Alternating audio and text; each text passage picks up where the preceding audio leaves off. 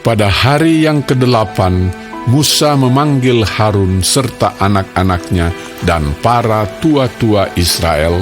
Lalu berkatalah ia kepada Harun, "Ambillah bagimu sendiri seekor lembu muda untuk korban penghapus dosa, dan seekor domba jantan untuk korban bakaran, kedua-duanya yang tidak bercela. Kemudian persembahkanlah itu di hadapan Tuhan. Dan kepada orang Israel, haruslah engkau berkata begini, ambillah seekor kambing jantan untuk korban penghapus dosa, dan seekor anak lembu, dan seekor domba, masing-masing berumur setahun, dan yang tidak bercela untuk korban bakaran.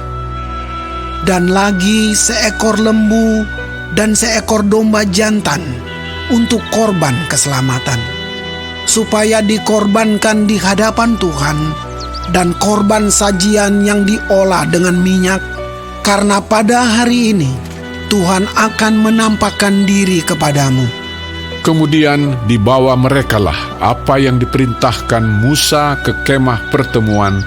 Lalu mendekatlah segenap umat itu dan berdiri di hadapan Tuhan.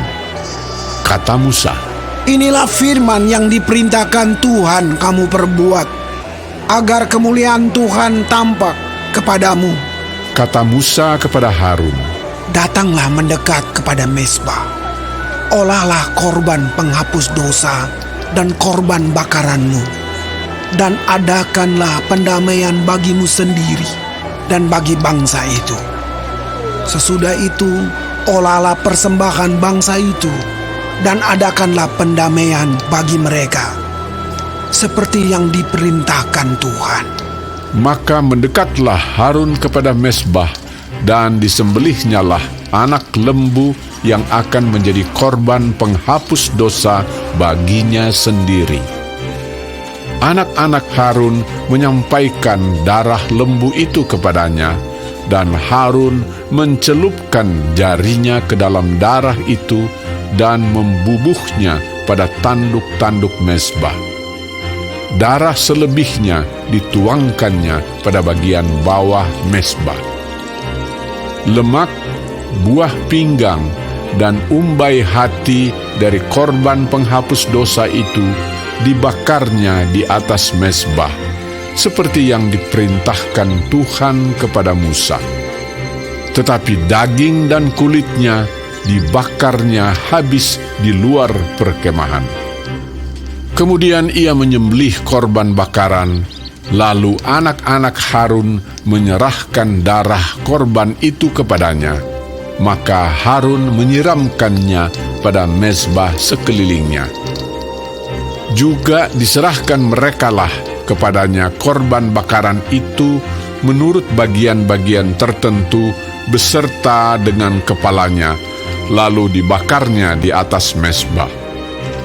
Isi perut dan betisnya dibasuhnya dan dibakarnya dengan korban bakaran di atas mezbah. Sesudah itu dibawanya persembahan bangsa ke mezbah. Diambilnyalah kambing jantan yang akan menjadi korban penghapus dosa yang bagi bangsa itu, lalu disembelihnya dan dipersembahkannya sebagai korban penghapus dosa seperti yang pertama. Kemudian dibawanyalah korban bakaran ke mezbah, dan diolahnya sesuai dengan peraturan. Selanjutnya dibawanyalah korban sajian dan diambilnya segenggam daripadanya, lalu dibakarnya di atas mezbah di samping korban bakaran pada waktu pagi. Ia menyembelih juga lembu dan domba jantan yang akan menjadi korban keselamatan bagi bangsa itu.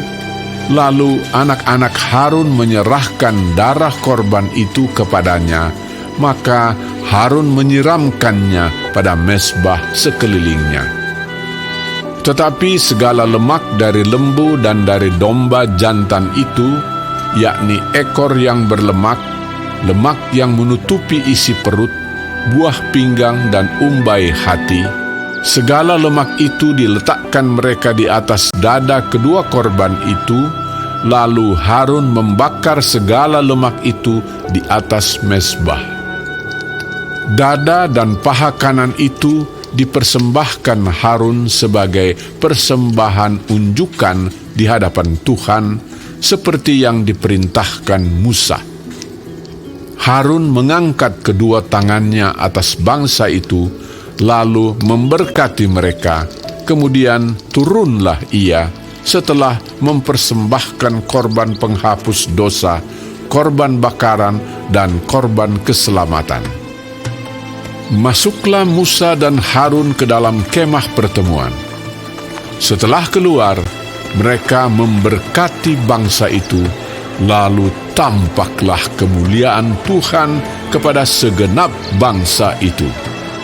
Dan keluarlah api dari hadapan Tuhan, lalu menghanguskan korban bakaran dan segala lemak di atas mezbah. Tatkala seluruh bangsa itu melihatnya, bersorak-sorailah mereka, lalu sujud menyembah.